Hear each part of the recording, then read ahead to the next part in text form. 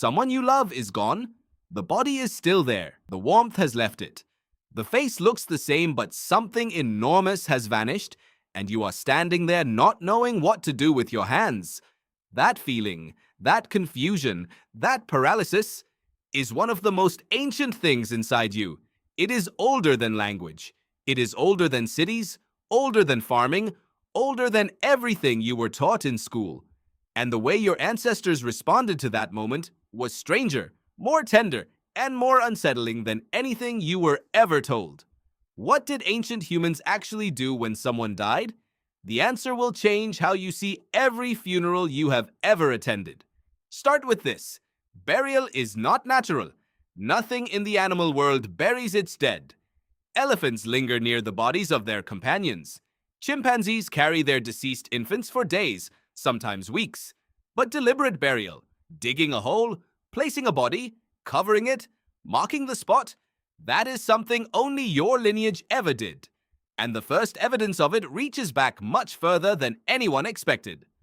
In 2023, a team led by paleoanthropologist Lee Berger announced a discovery in a cave system in South Africa called Rising Star.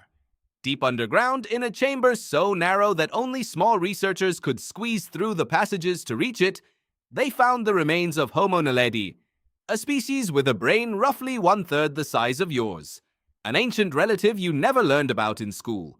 And those remains were not scattered randomly, they were placed deliberately in what appears to be intentional burial sites. Homo naledi was doing this at least 300,000 years ago, possibly earlier, with a brain far too small, scientists once assumed, to have any conception of death. That assumption was wrong.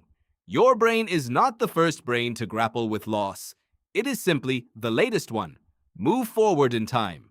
Around 100,000 years ago, in a cave at school in what is now Israel, archaeologists found the remains of an early modern human buried with the jawbone of a wild boar placed deliberately in their arms.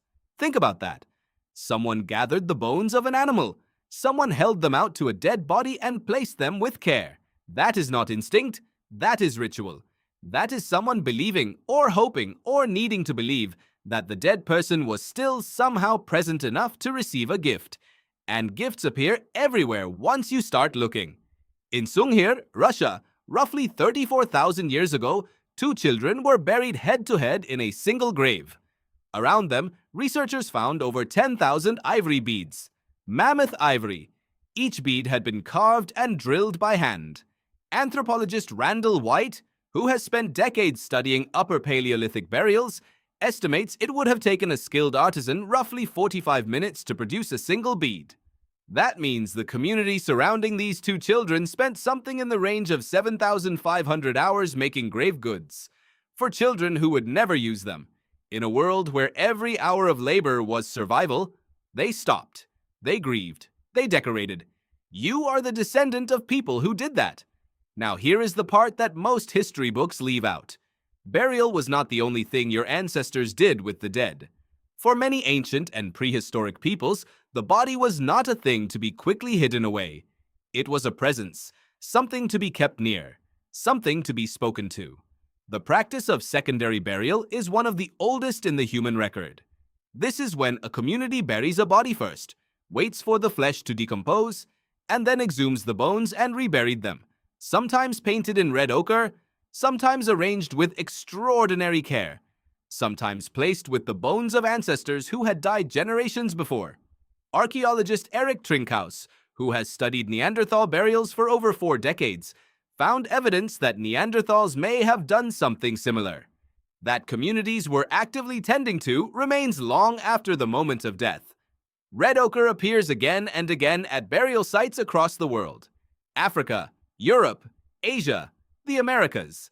The same mineral, the same deep red pigment, applied to bones by hands that lived tens of thousands of years apart. Nobody coordinated this. Nobody sent a message. Something about that color. Why red? The most widely accepted interpretation is that red ochre symbolized blood, life, the color of what pumps through a living body. Coating the bones of the dead in the color of life was a way of insisting against all evidence that the dead had not entirely left. Your ancestors were not comfortable with endings, neither are you. Think about what you do now when someone dies. You hold a service. You speak their name aloud. You gather the people who love them into one room. You put flowers near their body, which is exactly what was found at the Shanidar cave site in Iraq, where pollen clusters around a Neanderthal burial have been interpreted by some researchers as evidence of intentional flower placement roughly 60,000 years ago. The interpretation remains debated, but the instinct it points to, the desire to make a dead person's resting place beautiful, is not debated at all. You feel it. You felt it the last time you were in a funeral home. You will feel it again. Here is something stranger still. In parts of prehistoric Europe, there is evidence that the dead were not simply buried and mourned, they were consulted. The bones of ancestors were kept in communal spaces, accessible, sometimes handled.